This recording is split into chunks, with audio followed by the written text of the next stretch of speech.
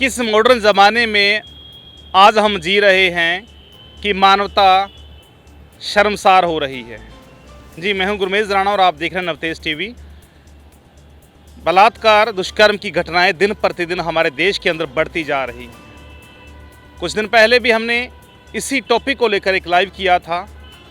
आप लोगों के कमेंट्स भी आए, कुछ लोगों ने शेयर भी किया। लेकिन जिस तरीके की घटनाएं उज्जैन के गांव में हुई, एक 12 साल की लड़की के साथ में बलात्कार कर दिया गया। वो लड़की बीच सड़क के घूमती रही, लोगों से मदद की गुहार लगाती रही, लेकिन किसी ने मदद नहीं की। चाहे आरोपी उसके पश्चात में पकड़े भी जाएं, लेकिन ये घटनाएं क्यों हो रही हैं, क्यों नहीं थमने का नाम ले रही। अगर हम बात करें पानीपत की घटनाओं की, तो 4 महिलाओं के साथ में किस कदर हैवानियत पेश आई, शायद वो ही जानती हैं। पुलिस प्रशासन अपना कार्य कर रही है, आरोपियों को धरपकड़ शुरू भी कर दी है, हो सकता है पकड़े भी गए हों, लेकिन उनमें एक लड़की के साथ में जिस बदसलूकी के साथ में व्यवहार किया गया, हैवानियत दिखाई, तो वाकई में वो मानवता को शर्मसार करने वाली घटनाएं हैं। चलिए इसी मुद्दे को लेकर चर्चा करेंगे। हमारे साथ में आज रहेगी अमीषा यादव। और अगर कोई सख्त कानून बनते हैं हमारे देश के अंदर, क्या ये घटनाएं दोबारा से हो पाएंगी, या फिर केंद्र सरकार इन घटनाओं को रोकने के लिए क्या प्रयास कर रही है। अमीषा, जिस तरीके के साथ में बड़ी बर्बरता की घटनाएं हो रही हैं हमारे देश के अंदर, चाहे वो राजस्थान के अंदर भीलवाड़ा में थी, पानीपत के अंदर हैं, उज्जैन के अंदर है, राजस्थान में लगातार घटनाएं हो रही हैं, तो क्या लगता है ये घटनाएं क्यों नहीं रुक रही? क्या ऐसा कानून बनना चाहिए हमारे देश के अंदर कि इस घटनाओं को रोका जा सके? देखिए गुरमेज जी, सबसे पहले तो मैं एक बात बोलना चाहूँगी। किसी ने सही कहा है कि जितनी देर में तो अखबार की स्याही नहीं सूखती, उतने में एक और बलात्कार की खबरें आ जाती है। तो देखिए, ये केवल एक राजस्थान की, एक प्रतापगढ़ की, या फिर हरियाणा में एक पानीपत जो जगह है उसकी खबर नहीं है। पूरे भारतवर्ष के अंदर, पूरे देश के अंदर से ऐसी घटनाएं आ रही है। चाहे आप वो राजस्थान की अगर बात करते हैं तो मुख्यमंत्री का जो गृह नगर है जोधपुर, वहाँ से जिस तरीके से खबर आई, सामूहिक बलात्कार की खबर आई। फिर प्रतापगढ़ से एक महिला को निर्वस्त्र कर घुमाया गया वहाँ पर। मणिपुर में भी कुछ इस तरीके से घटनाएं आई थी। देखिए, यहाँ पर नेता या आरोप एक दूसरे के ऊपर लगाते हैं कि मणिपुर के अंदर ये नहीं किया गया, या फिर वहाँ से आरोप आते हैं कि राजस्थान के अंदर ऐसा नहीं किया गया। आरोप प्रत्यारोप लगते हैं, लेकिन कहीं ना कहीं से इन मामलों में जो है सुनवाई या फिर मामलों में जो न्याय है वो सही समय पर नहीं मिल पाता है। एक निर्भया कांड हुआ था दिल्ली के अंदर, जिसने पूरी देश समेत पूरी दुनिया का दिल दहला दिया था। उसमें उस इंसाफ मिलने में उस परिवार वालों ने जितनी मशक्कत की, जितनी भागदौड़ उन परिवार वालों ने की थी, 7 साल से ज़्यादा समय में उन लोगों को न्याय मिल पाया था। और इसी तरीके से ये घटनाएं मिलती रहती है, और उनमें न्याय मिलना देखिए बहुत देर बाद मिलता है। परिवार वाले कोर्ट के चक्कर लगाते हैं। कभी ऐसा होता है कि जो गवाह होता है वो अपनी बात से मुकर जाता है, पीड़िता को भी चक्कर लगाने पड़ते हैं, पीटते भी चक्कर लगाने लगते हैं। सरकार ने एक इसमें कहीं ना कहीं प्रयास किया था, फास्ट जो ट्रैक कोर्ट है उनको बनाकर, ताकि ऐसे मामलों में सुनवाई ज़्यादा जल्दी हो सके और न्याय ज़्यादा जल्दी मिल सके, लेकिन उसका असर धरातल पर तो नहीं देखने को मिल रहा है, इतना मैं कह सकती हूँ। और देखिए, मैं कुछ आंकड़े अपने दर्शकों के साथ भी साझा करना चाहूँगी। एक रिपोर्ट आई थी women and man in India 2022 के करके, उसने बताया था, उसने एनसीआरबी के आंकड़े कुछ उठाए थे, जिसके अंदर 2021 के अंदर महिलाओं पर अत्याचार कितना हुआ है, महिलाओं के साथ रेप की जो वारदातें हैं वो कितनी हुई है। उसके अंदर बताया था कि 2021 में जो ये ग्राफ है महिलाओं के साथ अत्याचार का, लगातार बढ़ता जा रहा है, और तकरीबन 31,000-32,000 महिलाओं के साथ अत्याचार हुए हैं, दुष्कर्म हुए हैं। और उसमें जो सबसे ज़्यादा दुष्कर्म हुए हैं वो 18 से जो 30 साल की जो बच्चियां हैं, 18 से 30 साल की जो लड़कियां हैं, उनके साथ हुए हैं। और ये जो आंकड़ा है ये लगभग 20,000 के करीब है। और उसके साथ ही इस रिपोर्ट में ये कहा गया है कि 16 वर्ष के नीचे के साथ की जो बच्चियां हैं उनके साथ भी रेप होता है, लेकिन वो घटनाएं दर्ज नहीं होती है। और इसमें उस रिपोर्ट ने 2 आधार बताए थे। सबसे पहला आधार ये बताया था कि सामाजिक डर। देखिए, जब एक बच्चे के साथ रेप होता है तो परिवार वाले कहीं ना कहीं एफआईआर दर्ज नहीं कराते हैं, शिकायत दर्ज नहीं कराते, इस डर से कि समाज के लोग क्या कहेंगे कि आपकी बेटे के साथ हो गया है। कहीं ना कहीं समाज वाले भी लड़की को ही इस समय गलत मान लेते हैं कि लड़की ने ज़रूर कुछ किया होगा। और कुछ मंत्रियों के बयान भी हमने उस टाइम पे सुने थे जब ऐसी कुछ घटनाएं आई थी कि लड़कियों के कपड़ों की वजह से उसके साथ ये हुआ है। विवाद रहा था कपड़ों पे, बिल्कुल कपड़ों को लेकर भी विवाद हुआ था कि मंत्रियों ने ये कह दिया था कि लड़के इस तरीके से कपड़े पहनती है, उनके साथ ही। आप सोचिए, जब एक 2 साल की बच्ची के साथ रेप होता है, जब वो 6 महीने 7 महीने की बच्ची के साथ रेप होता है, तो उसको कौन सा हम लोग जो है उसको कपड़े पहना देंगे या कुछ क्या हो जाएगा। मतलब ये जो सोच है, ये जो मानसिकता है लोगों की, दिखाती दर्शाती है कि समाज किस तरफ जा रहा है, लड़कियों के साथ जो घटनाएं हो रही है वो क्यों हो रही है, किस वजह से हो रही है। तो कहीं ना कहीं ये लोगों की सोच, ये मानसिकता भी यही दर्शाती है कि लड़कियों के साथ जो घटनाएं हो रही है दिन ब दिन बढ़ रही है, लोगों की मानसिकता का भी असर दिखता है। गुरमीत जी, महिला आयोग के द्वारा कड़े कदम उठाने की मांग हमेशा केंद्र सरकार में रही है, लेकिन आपको बता दें कि ठोस कानून बने हैं लेकिन उस पर अमल नहीं किया जा रहा। आपको बता दें कि जिला कैथल के अंदर कुछ ही दिन पहले एक युवक को फांसी की सज़ा दी गई। 8 साल की लड़की के साथ में बलात्कार कर, दुष्कर्म कर उसे जिंदा जला दिया गया। देखिए तो हैवानियत, आजकल हैवानियत का दौर चल पड़ा है। भीलवाड़ा जैसी घटनाओं में अगर बात करें, हम मणिपुर जैसी घटनाओं की बात करें, लगातार आप अगर अखबार उठाएंगे, टीवी चैनल देखेंगे, लगातार कोई ना कोई प्रतिदिन घटना नज़र आएगी आप लोगों को। लेकिन वो घटनाएं हम देखकर चुप साध लेते हैं, कुछ दिन हम मौन ज़रूर रहते हैं कि बहुत बुरा हुआ। लेकिन आप सोचिए, जिस लड़की के साथ में ऐसा दुष्कर्म हुआ है, उसके परिवार के साथ में हुआ है, तो वो कितनी ज़्यादा यातनाओं को सहन कर रहा है। एक तरफ अगर पुलिस आरोपी को पकड़ लेती है, उसको ट्रायल पे लिया जाता है, उसको अदालत में पेश किया जाता है, कुछ साल वो जेल के अंदर रहता है, लेकिन वो हैवान फिर बाहर निकल आता है। इसी हमेशा पुलिस पकड़ती है इन हैवानों को, इन दुष्कर्मियों को, उसको सज़ा भी दी जाती है, लेकिन कुछ ही समय बाद में फिर वापस आ जाते हैं।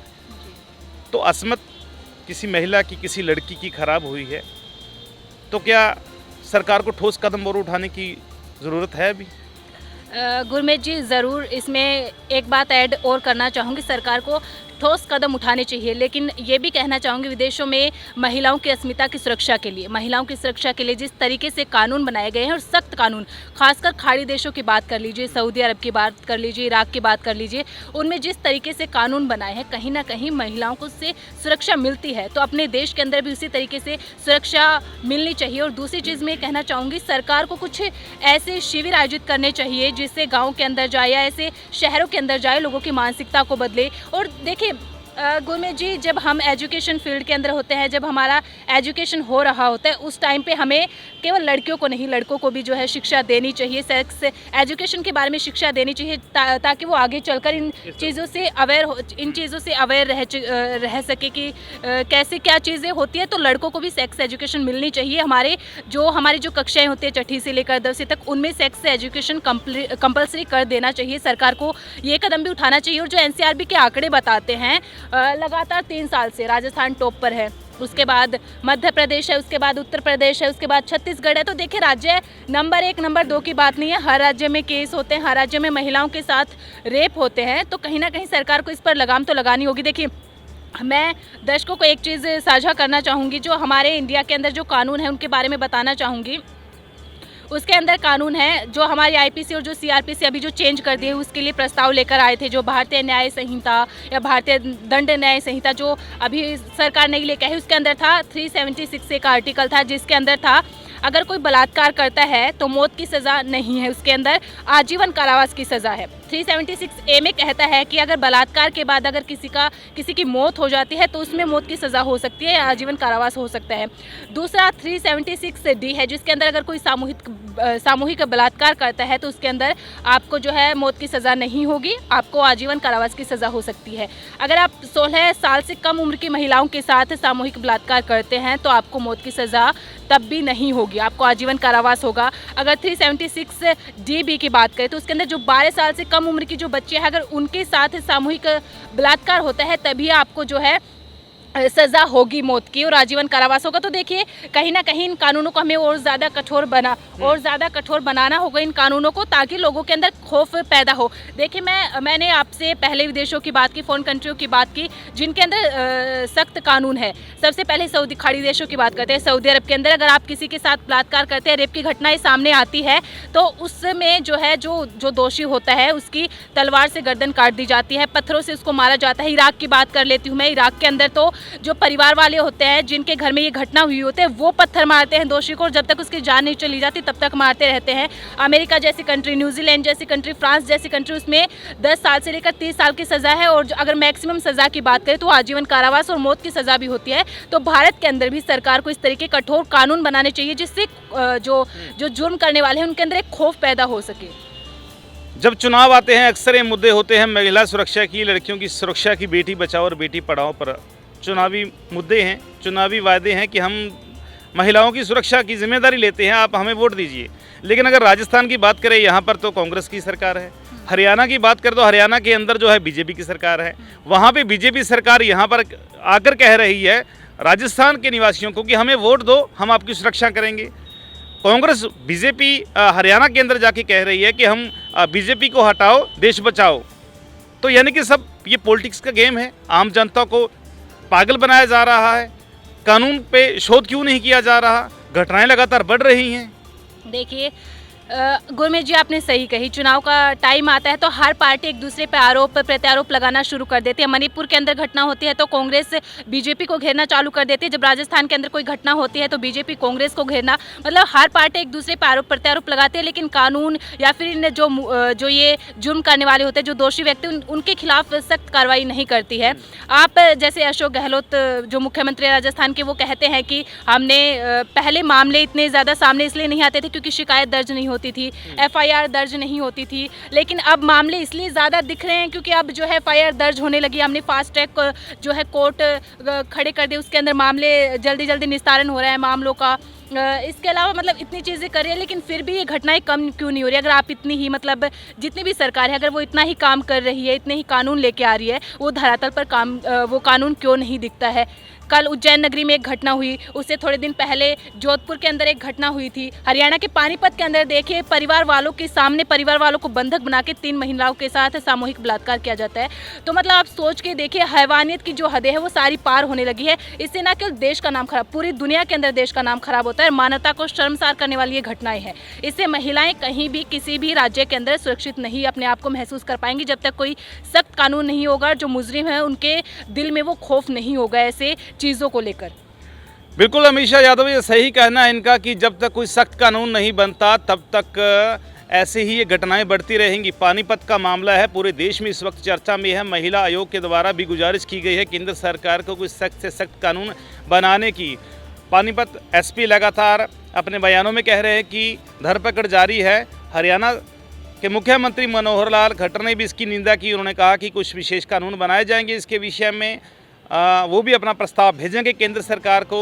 लेकिन एक सवाल पैदा होता है, जब ये हैवान अपनी हैवानियत पर उतर आते हैं तो फिर इसका इलाज क्या है?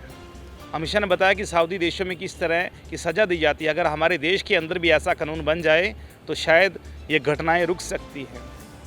बेटियां सेफ नहीं हैं, महिला सेफ नहीं हैं।